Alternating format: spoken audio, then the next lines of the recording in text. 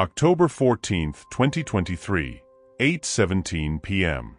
I know the precise time because I was staring at the Vacheron Constantine on my wrist, a $450,000 testament to how far I'd traveled from the South Boston tenements where time was measured by collection notices and eviction deadlines.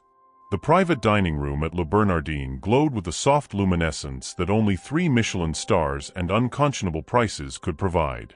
Crystal chandeliers cast prismatic rainbows across the table where my family had gathered, supposedly to celebrate my 70th birthday, actually to perform what they thought would be my financial assassination. The lobster bisque had just arrived, $85 per bowl, prepared by Eric Reipert himself, a symphony of crustacean and cream that represented more money than my mother made in a week cleaning Beacon Hill mansions. I lifted the Christoffel silver spoon, $500 per place setting, watching the steam rise like the ghosts of every empty stomach I'd known as a child. That's when my daughter Victoria set down her own spoon with a deliberate clink against the Limoges porcelain, a sound that would cost her millions. "Dad," she said, her voice carrying the particular tone of condescension that $200,000 of Dartmouth education had taught her, along with cocaine habits and contempt for anyone who actually worked for money. "We need to have a serious discussion about your money situation." I paused, the spoon suspended between bowl and lips, studying my firstborn child. Victoria Elizabeth Sterling, 39 years old, wearing a Saint Laurent dress that cost $5,000. I knew because I bought it for her last Christmas, just as I bought the Cartier diamonds at her throat, $75,000, the Hermes bag at her feet, $25,000, and the lifestyle she'd never earned but always expected. "My money situation?" I repeated, tasting each word like wine, letting them breathe before swallowing their implication. "Yes." She looked around the table, gathering support from her siblings like a union organizer rallying workers. Except these workers had never worked a day in their lives. "Let's be honest here, Dad. You're 70 years old. You're a high school dropout who got lucky. You don't deserve all that money." The bisque suddenly tasted like the government powdered milk of my childhood, thin, bitter, touched with shame. Around the table, my other children nodded like synchronized swimmers in an ocean of greed. Michael, my son, 36 years old, wearing a $50,000 Rolex I'd given him for graduating Columbia with a philosophy degree that qualified him to think about thinking. Jennifer, my baby at 33, already recording on her iPhone 15 Pro Max, preparing content for her 100,000 TikTok followers who thought she was a self-made wealth wellness influencer rather than a trust fund parasite. Even Eleanor, my third wife, raised an expertly sculpted eyebrow. She was the only honest gold digger I'd ever respected. At least she admitted she was trading beauty for security rather than pretending love entered the equation. "I don't deserve it," I said slowly, setting down my spoon with the kind of careful control I'd learned defusing actual bombs in Vietnam, back when my children's biggest concern was which private school to attend. "Please, Victoria, enlighten me. Explain how I don't deserve the money I earned." She smiled, mistaking my calm for weakness the way a mouse mistakes a sleeping cat for a dead one. "Dad, let's face facts. You were lucky. You won some lottery tickets in the 70s. 3 tickets, I interrupted. Total winnings, $11,000. In 1977. Right, and you got lucky with some investments in the 80s. Buying taxi medallions when everyone said Uber would never happen. Purchasing real estate in neighborhoods the banks redlined. Investing in technology companies the Harvard MBAs laughed at." "Exactly." She leaned forward, triumph lighting her face like the cocaine high she'd chase later. "Lucky guesses. You're not some financial genius, Dad. You're just an old man sitting on money you stumbled into. Money that could be doing so much more good in the right hands. The right hands being yours. Hands that understand modern markets," Michael chimed in, adjusting his Columbia class ring. "Cryptocurrency. NFTs. Sustainable investing. Dad, you don't even have Instagram. How can you properly manage wealth in a world you don't understand?" Jennifer lowered her phone just enough to add, It's actually kind of embarrassing, Daddy. My followers keep asking why my billionaire father doesn't even have social media. It makes our family look outdated. I reached into the inside pocket of my Brioni suit, $7,000, custom-tailored in Milan by craftsmen who understood that clothes, like revenge, should fit perfectly. My fingers found my iPhone 15 Pro Max, because despite my children's assumptions, I understood technology better than they understood work. I unlocked it with Face ID, navigated to my Chase private client app, authenticated with biometrics that confirmed I was still very much alive and competent, and pulled up my primary checking account. Then I turned the screen toward Victoria. Is $63,472,891.38 enough money for someone who doesn't deserve it? Or should I show you the Goldman Sachs portfolio, the Morgan Stanley investments, the real estate holdings, the private equity distributions, the offshore accounts that are completely legal but morally flexible? The number hung in the air like a judge's verdict. Victoria's face went through a spectrum of colors: white as her privilege, red as her embarrassment, purple as her oxygen-deprived brain tried to process how wrong she'd been about everything. Then she pitched forward, unconscious, falling face-first directly into her lobster bisque with a splash that sent $85 worth of perfection cascading across the table. The Limoges bowl shattered on impact, $500 of porcelain sacrificed to shock. The bisque spread across her dress like Jackson Pollock working incrustation, transforming $5,000 of haute couture into very expensive napkin. Michael jumped up, ostensibly to help his sister, but really to get a closer look at my phone screen, trying to memorize numbers he'd never touch. Jennifer kept recording, torn between family loyalty and viral content gold. Eleanor, God bless her honest avarice, simply sipped her Cristal champagne and smiled like a cat watching mice realize the maze has no exit. "Happy birthday to me," I said, watching my children scramble like roaches when the kitchen light flicks on. My name is William James Sterling, and this is the complete, unvarnished story of how a family dinner at America's finest restaurant became the Waterloo of my children's financial expectations. But to understand how we arrived at this moment, my daughter unconscious in soup that cost more than minimum wage workers make in a day, you need to understand the journey from South Boston's meanest streets to Manhattan's highest penthouses.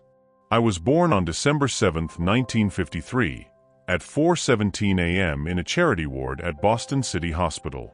My mother liked to say I came out fighting, which was good because I'd never stop. The address on my birth certificate was 247 D Street, South Boston, a triple-decker tenement that had been scheduled for demolition since the Hoover administration but kept standing through pure Irish stubbornness and landlord neglect. My father, Patrick Joseph Sterling, worked the docks when work was available and his hands were steady enough to hold cargo hooks. He was a functioning alcoholic, emphasis on the alcohol, light on the functioning. He'd come home from Horan's Tavern at 2 a.m., reeking of Jameson and failure, and wake the whole building with his singing or fighting or both. My mother, Mary Catherine Sullivan Sterling, was beautiful once. I'd seen the photographs from before 7 kids, and chronic disappointment carved lines in her face like a map of misery. She took in sewing from the rich ladies on Beacon Hill, her fingers dancing across fabric like she was conducting symphonies, creating beauty she'd never wear for women who'd never appreciate it. 10 cents a hem, quarter for complicated alterations. On a good week, she'd make $12. 7 kids in a 3-bedroom apartment, though bedroom was generous for spaces separated by curtains and prayers. I was number 5, old enough to remember when there was sometimes food, young enough to adapt when there wasn't. We slept in shifts, ate in rotation, and learned that love was sharing your blanket even when you were cold and giving up your portion even when you were hungry. The apartment was a vertical slum. First floor, the O'Briens, 8 kids and a grandmother who screamed in Irish when she forgot where she was. Second floor, the Sullivans, whose father worked the night shift at the Gillette factory and beat his wife on a schedule you could set your watch to. Third floor, us, the Sterlings, living proof that the American dream had a South Boston accent and a drinking problem. School was St. Augustine's Elementary, where the nuns believed in education through intimidation and discipline through violence. Sister Mary Catherine could crack knuckles with a ruler from 6 feet away. I know because she demonstrated on me regularly. But she also taught me to read, and reading was the first door out of D Street, even if I couldn't walk through it yet.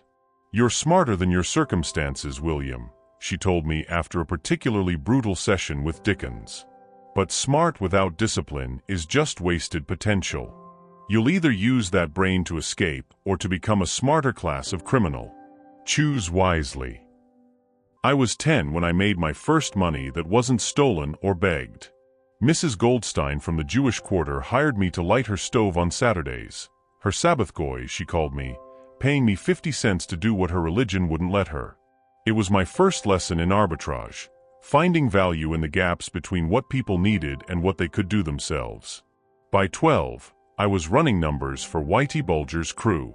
Not because I wanted to join the Irish mob, but because they paid better than paper routes and didn't care if you were underage as long as you could count and keep your mouth shut. I'd memorize 100 number sequences, deliver payoffs, collect losses. My cut was 2% $20 on a good day when 1,000 moved through my hands. The money wasn't life-changing, but the education was. I learned how odds worked, how hope made people stupid, how the house always won because the house wrote the rules. I learned that legitimate business and criminal enterprise used the same principles. The only difference was who went to jail when things went wrong. "You're too smart for this neighborhood, Billy," Whitey told me one night, using my street name while counting cash in the back of Triple O's lounge. This was before he became America's Most Wanted, when he was just another neighborhood boss who killed people on Tuesdays and went to Mass on Sundays. Get out before it gets into you. Once South Boston's in your blood, you'll never leave. Where would I go? Anywhere else. But first, you need to want to leave more than you want to belong. It was profound advice from a man who'd later murder 19 people. Even sociopaths could recognize potential, apparently. High school was South Boston High, a war zone masquerading as education.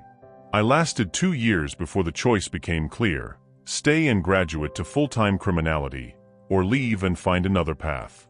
I dropped out at 16, not because I was failing, but because I was succeeding at the wrong things.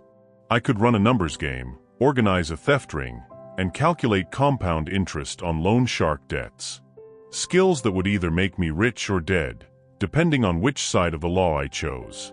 Vietnam saved me, which tells you everything about how bad the neighborhood was. I enlisted in 1971, figuring jungle warfare had better survival odds than Winter Hill gang warfare. The recruiter looked at my address, my age, my eagerness to leave, and didn't ask too many questions about the birth certificate that might have been adjusted to make me 18. Basic training at Fort Benning was easier than South Boston.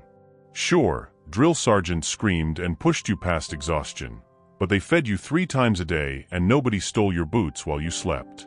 I excelled at the discipline, the structure, the clear correlation between effort and reward. Do your job, stay alive. Simple. I was assigned to the 1st Cavalry Division, deployed to Vietnam in September 1971 as the war was winding down but still killing plenty of Americans. My MOS was 12B Combat Engineer, which meant I cleared mines, set charges, and built things designed to be destroyed. It was perfect training for what I'd later do to my children's expectations.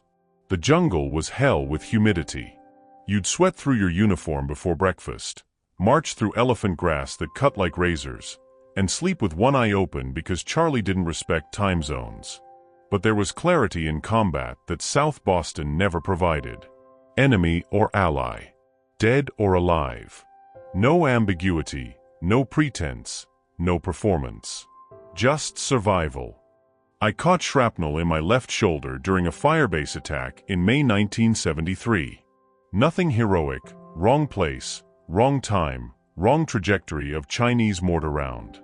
But it was enough for a Purple Heart and a ticket home with memories I'd spend decades not discussing and a GI Bill that would pay for education. "You're lucky," the doctor at the evac hospital said, digging metal out of my shoulder. Couple inches lower and we'd be having a different conversation. Story of my life, document. Couple inches from disaster, but still standing.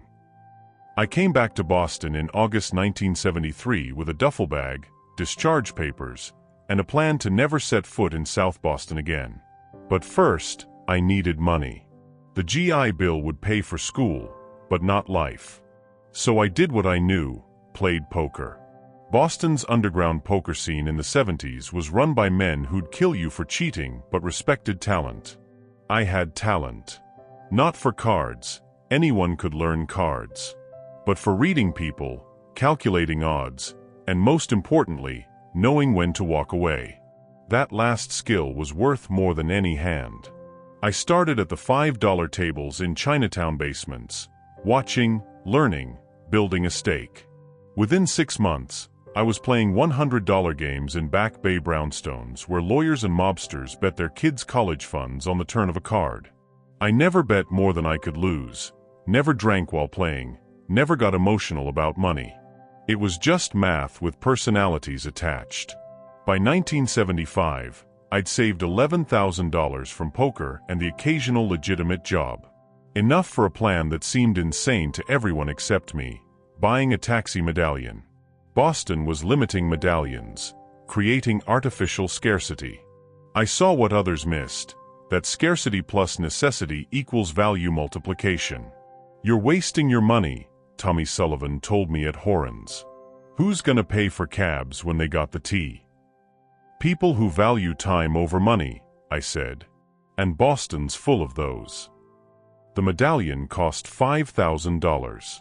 The cab cost another $3,000. Insurance, maintenance, and bribes to get good shifts ate the rest. I drove 7 days a week, 16-hour shifts, learning the city's rhythms. Business district in the morning, airport runs all day, drunk college kids at night. Every ride was a lesson in human nature and economic behavior. But driving wasn't the end game, it was research. I studied successful passengers, asked questions, built connections. One regular, a Harvard Business School professor named Richard Thornton, became my unofficial mentor in exchange for free rides and honest conversation. "You calculate everything," he observed one night as I explained my expansion plans. "Cost per mile, opportunity cost of downtime, seasonal variations in demand. You think like a CEO, not a cabbie." What's the difference? About 6 figures and a better suit. Within a year, I'd bought a second medallion using the first as collateral. Then a third. By 1978, I owned 5 cabs and had hired drivers, becoming what South Boston would call a legitimate businessman, and what I called temporarily not broke. That's when I met Margaret Chun. November 1978, a miserably cold Tuesday that had turned the Charles River into gray sludge.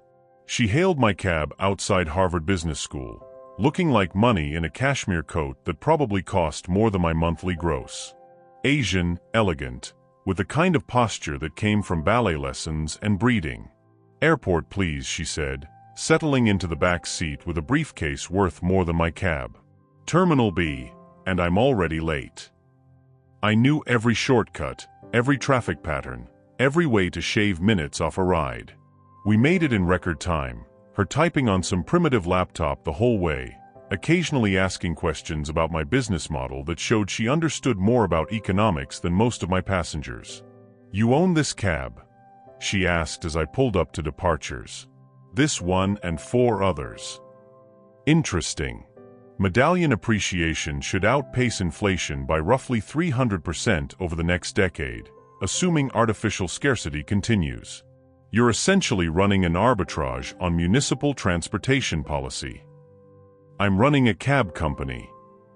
"No," she smiled, handing me a $50 for a $30 ride. "You're building an asset portfolio disguised as a service business. There's a difference. Keep the change. And here's my card. I'm writing my thesis on transportation economics. I'd love to interview you." Margaret Chun. Harvard Business School, second-year MBA. Parents were Hong Kong refugees who'd built an import empire from nothing. She understood hustle wrapped in higher education, which made her dangerous and irresistible in equal measure. Our first interview lasted 4 hours and had nothing to do with her thesis. We talked about leverage, growth, the difference between linear and exponential scaling.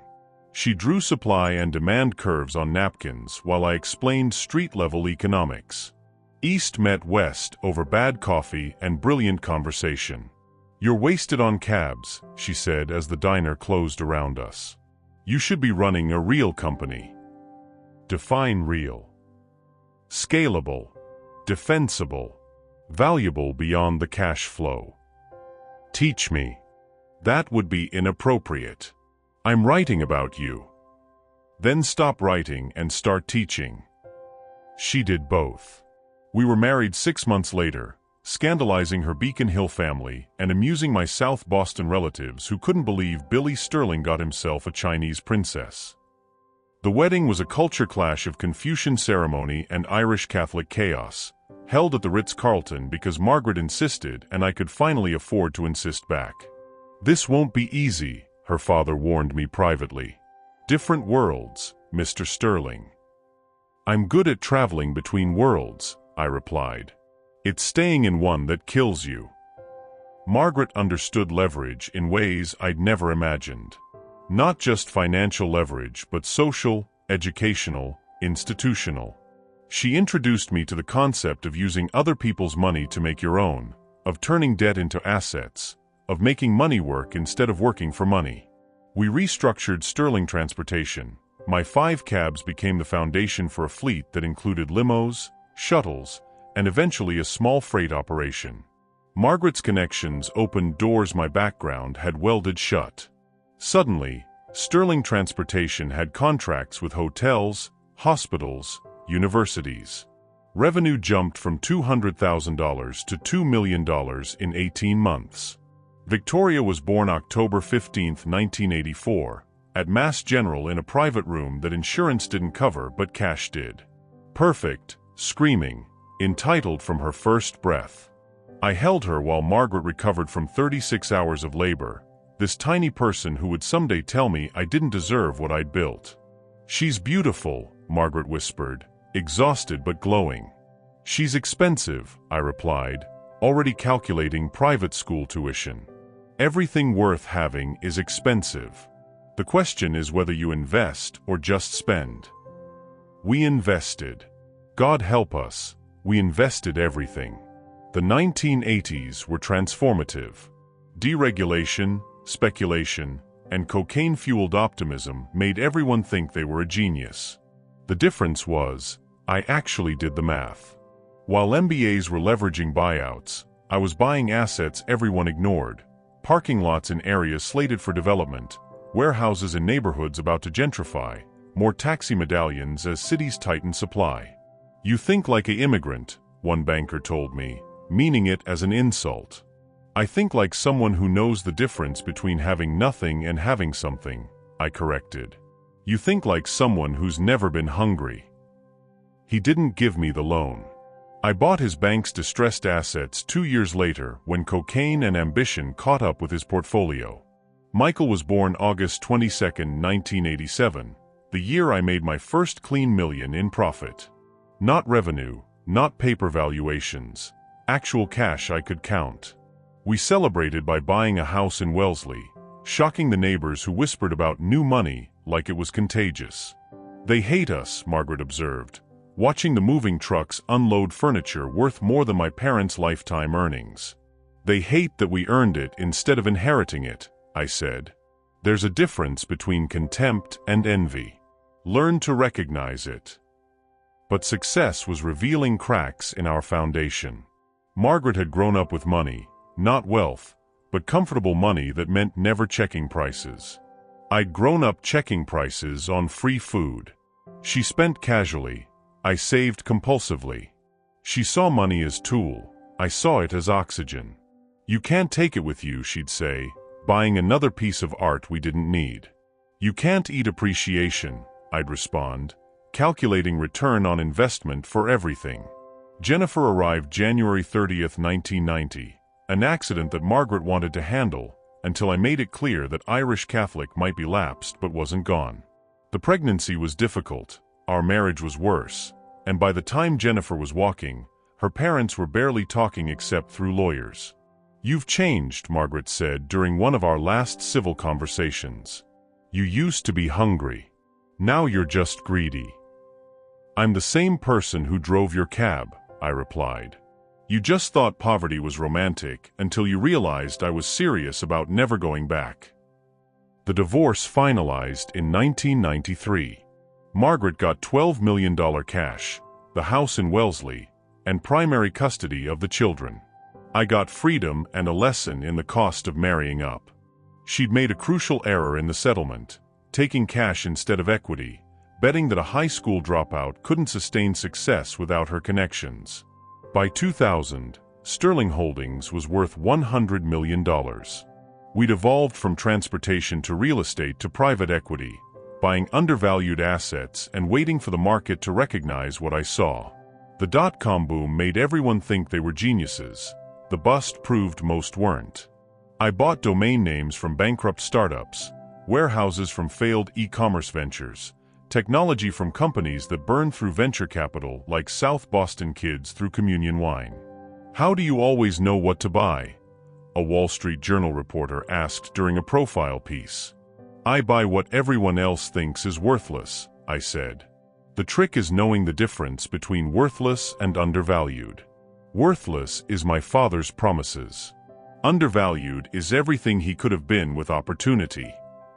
The children grew up in their mother's world: private schools, European vacations, trust funds that kicked in at 21. I paid for everything but influenced nothing. Weekend visitations became monthly, became quarterly, became Christmas and birthdays if everyone's schedule allowed. Victoria went to Dartmouth, studying art history because business is so vulgar, Daddy. She'd call when she needed money, text when she needed more, visit when the trust fund ran low. I knew about the cocaine. I had people watching all my children. Protection, not spying.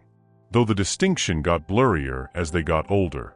Michael chose Columbia, majoring in philosophy with a minor in spending my money. He'd write papers on the ethics of wealth accumulation while billing $1,000 dinners to my accounts. The irony was lost on him. He'd never developed the palate for it. Jennifer went to NYU to study media communications, which meant learning to be famous for being famous. She had 100,000 followers who thought she was self-made, not knowing every dollar she flaunted came from a father she described as problematic and old school in interviews where she claimed to be breaking generational patterns while living off generational wealth. I married twice more after Margaret. Rachel lasted 2 years and cost me $5 million, a straightforward transaction where we both got what we'd expected. Svetlana lasted 3 and cost $8 million. But she taught me Russian profanity and introduced me to oligarchs who made Boston mobsters look like choir boys. Both marriages were honest in their dishonesty. We knew what we were buying and selling. Eleanor is different. She's 35 to my 70, beautiful in that professionally maintained way, and refreshingly transparent about our arrangement. "I'll make you look good, keep you company, and never pretend this is about love," she promised on our wedding day at City Hall. "No family invited because why pretend? In exchange, I want security and respect. I've been with men who gave me money but treated me like property. I'd rather have less money and more dignity." "How much less money?" "Try me." It's been 3 years. She's kept her word, I've kept mine. She calls me on my bullshit without cruelty, manages my social calendar without controlling my life, and looks devastating on my arm at events where appearance matters. It's the most honest relationship I've ever had, built on explicit terms rather than implicit expectations. The birthday dinner was her idea. "You're turning 70, she said in September. "Your children should at least pretend to care. If nothing else, it'll be interesting to see what they do." So I booked Lou Bernardine, flew the children in from their various disappointments, and prepared for an evening of performed affection. What I got was an ambush disguised as an intervention. They'd coordinated, I realized as soon as they arrived. Victoria flew in from San Francisco where she was burning through her trust fund while claiming to run a sustainable art gallery that had never turned a profit. Michael came from Portland, where he was a consultant, which meant unemployed with business cards. Jennifer drove down from Boston, where she was living in a Back Bay apartment I paid for while building her brand as an influencer. They hugged me with the enthusiasm of people touching something contagious, air kissing past my cheeks while their eyes calculated my remaining years. We sat in Lou Bernardine's private dining room, $10,000 minimum just to book it, surrounded by staff trained to be invisible and prices designed to be memorable. "Happy birthday, Daddy," Victoria said, raising a glass of Montrachet that cost more per sip than minimum wage workers made per hour. "To 70 years of success." The pause before success was loaded with everything she really thought: luck, accident, unfairness that someone like me had what someone like her deserved. The first course arrived, oysters from waters I'd never swim in, served by people who spoke French I'd never learned, in a room where I'd never belonged despite being able to buy the building. This was Margaret's world, the children's world, everyone's world but mine despite my name on the credit card. "So, Dad," Michael began, cutting into foie gras that required force-feeding geese until their livers exploded, which seemed appropriate for the conversation about to happen. "Have you given any thought to succession planning?" "I think about success and planning equally," I replied. "The succession part assumes death, which I'm avoiding through spite and expensive health care." "That's just it," Victoria jumped in, abandoning whatever script they'd rehearsed. "You're 70. You're a high school dropout. You got lucky with some lottery tickets and investments. But let's be honest, you don't deserve all that money." There it was. The core belief my children had inherited from their mother, absorbed from their schools, confirmed by their friends, that my success was accidental, my wealth unearned, my existence an embarrassing anachronism in their refined worlds.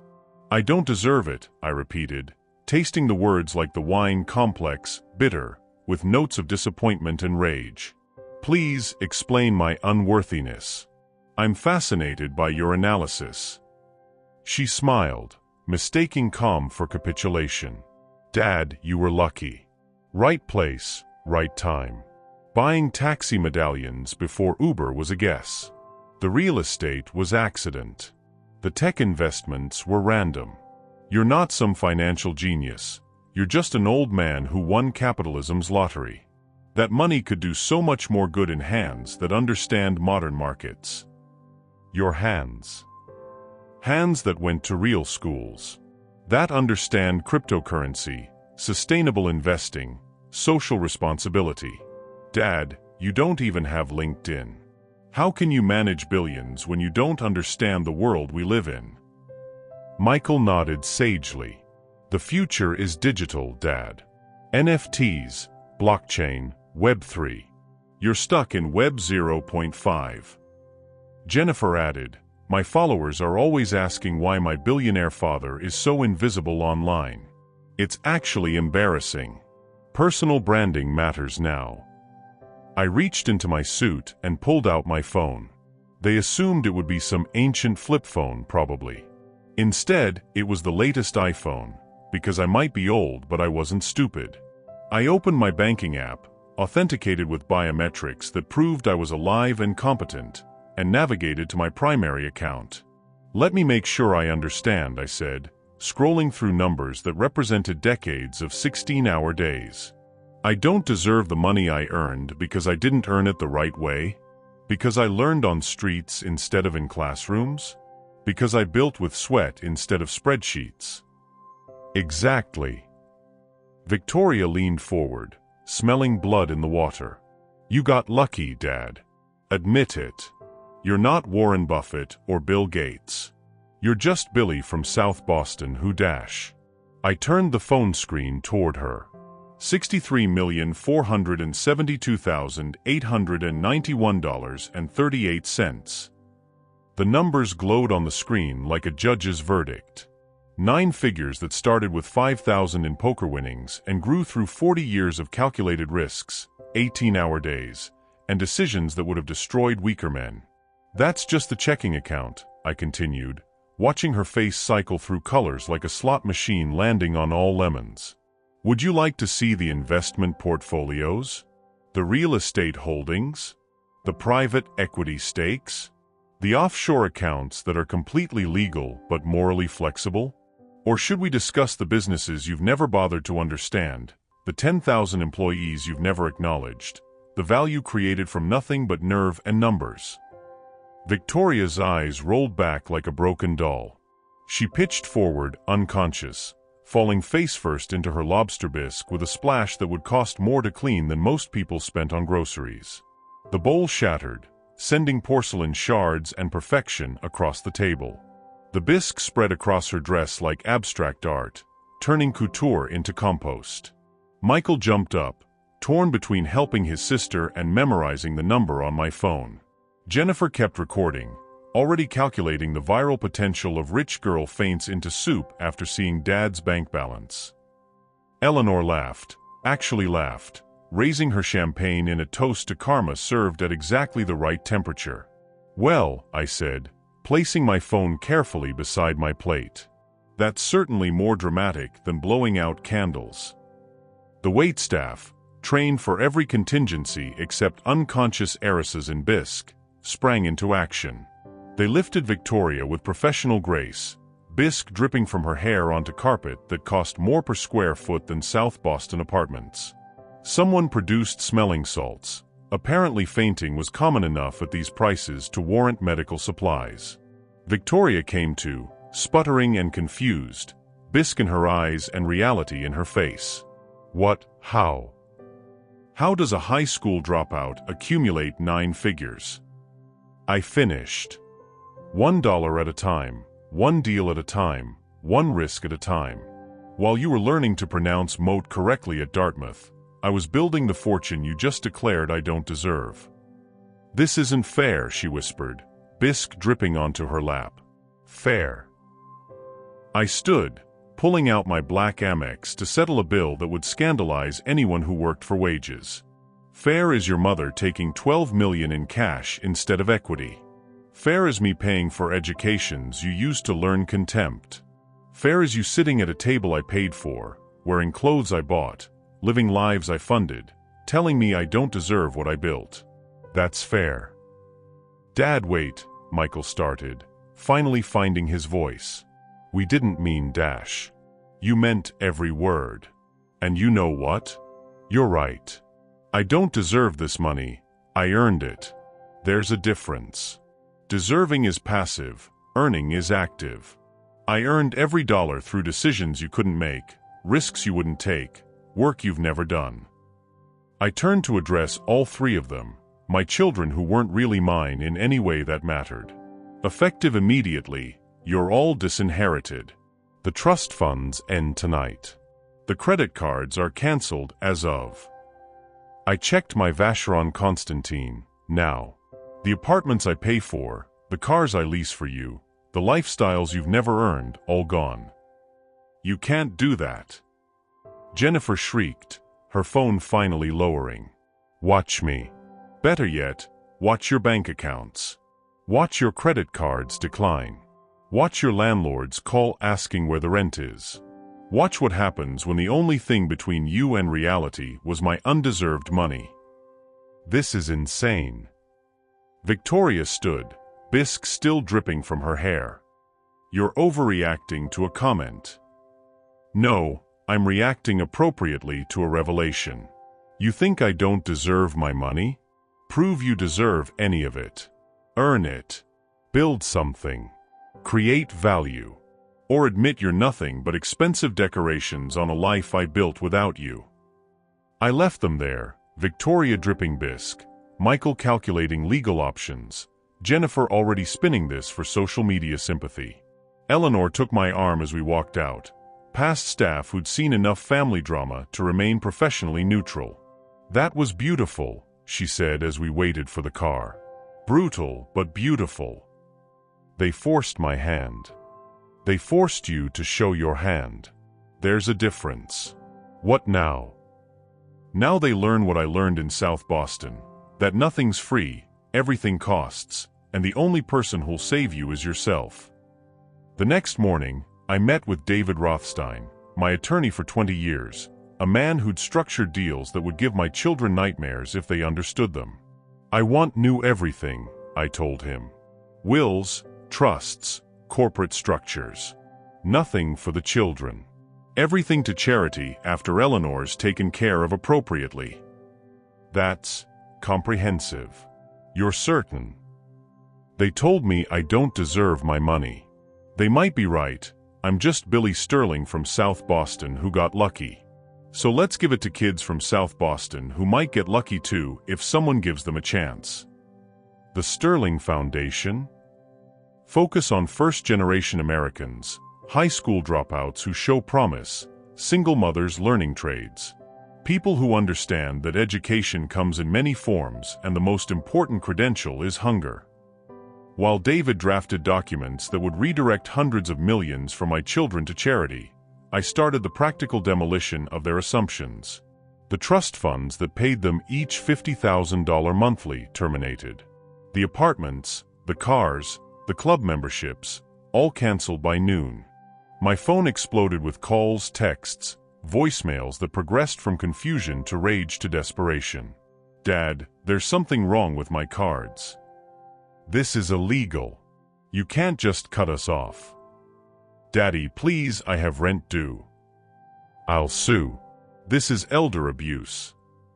Mom was right about you. You're still just trash from South Boston. That last one, from Victoria, made me smile.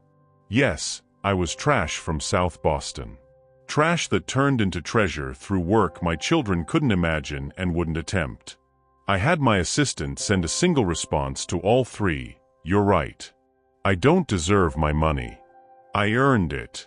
Now it's your turn. The collapse was swift and educational. Victoria's sustainable art gallery closed within a month when she couldn't pay rent. The artists she'd been supporting turned out to be less understanding when the checks bounced. She took a job at an actual gallery, earning $45,000 a year, less than she used to spend on shoes. Michael's consulting career ended when potential clients realized he had no access to Sterling Holdings, no special insights, no skills beyond spending money he hadn't earned. He ended up at a think tank, writing papers on income inequality for $55,000 a year. The irony was lost on him but not on me. Jennifer's influencer career imploded when her followers realized she wasn't self-made but self-deluded. Turns out people didn't want financial advice from someone who'd never earned money, lifestyle tips from someone who couldn't pay rent, or inspiration from someone whose only achievement was birth. She moved back with her mother, Margaret, who found cosmic justice in supporting the daughter who'd inherited her contempt but not her intelligence. Within 6 months, all three were experiencing something they'd never known: consequence. Not poverty, they'd never know real poverty. But the gap between expectation and reality, between assumption and actuality, between deserving and earning. They're suffering, Eleanor observed one evening, reading Jennifer's latest Instagram post about finding myself in adversity. They're learning, I corrected. Suffering is when you can't eat. Learning is when you won't eat at Le Bernardin. And if they don't learn, then they'll stay where they are, alive but not thriving, existing but not building. The difference between my childhood and theirs is that I had no choice but to climb. They're choosing to sit at base camp complaining about the altitude. Last month, Victoria sent a letter. Handwritten on stationery she couldn't afford anymore. Dad, I've been working at the gallery for a year now, making $45,000 annually, which wouldn't have covered my monthly wine budget before. But I'm learning things: how to budget, how to save, how to appreciate earning rather than expecting. You were right. You don't just deserve your money, you earned it in ways I'm only beginning to understand. Every dollar represents a decision I couldn't make, a risk I wouldn't take, work I've never done. I was born on third base and thought I'd hit a triple. You weren't even allowed in the stadium but built your own field. I'm not asking for forgiveness or money. I'm just saying I understand the difference now between deserving and earning. You earned everything. I deserved nothing but expected everything. Your daughter, if I can still call myself that, Victoria. I had David send a response. Understanding is the first step. Building is the journey. Keep walking. No money. No renewed trust fund. No easy path back. But acknowledgement that education had begun, that maybe one of my children might eventually earn something more than disappointment. The Sterling Foundation launches next month with $500 million in initial funding. Scholarships for kids from neighborhoods like mine, apprenticeships for high school dropouts, seed funding for people with hustle but no capital. Everything my children assumed they'd inherit will instead build futures for people who understand that the only thing you deserve is what you earn. My name is William James Sterling. I'm 70 years old. From South Boston tenements to Manhattan penthouses, from running numbers for Whitey Bulger to running a private equity firm, from nothing to something to everything to teaching my children about nothing again. They told me I didn't deserve my money at a dinner that cost more than most Americans make in a month. They were right. I don't deserve it. I earned it. Dollar by dollar, deal by deal, risk by risk, in ways they'll never understand because understanding requires experience and experience requires work and work is something they've never done. $63,477,891.38 in one account. $500 million to charity. 3 children learning what hunger tastes like. 0 regrets. The bisque has been cleaned up, the trust funds terminated, the lessons begun. And somewhere in San Francisco, Portland, and Boston, 3 former rich kids are discovering what their father knew at 12, that the only thing you deserve is what you earn, and earning starts when entitlement ends. They thought I was lucky. They're learning that luck is just preparation meeting opportunity, and I've been preparing since before they were born. They thought I was undeserving. They're learning that deserving is just another word for waiting, and I've never been good at waiting. Happy birthday to me. 70 years old, high school dropout, undeserving of everything I've earned. And proud of it. Thank you for listening to today's story of justice served ice cold. Look at your screen right now. The left video shows another family betrayal exposed. The right video reveals a $50 million revenge. Both will restore your faith in karma. Hit the notification bell. Tomorrow's story will shock you even more. Remember, respect your elders, or become the next cautionary tale.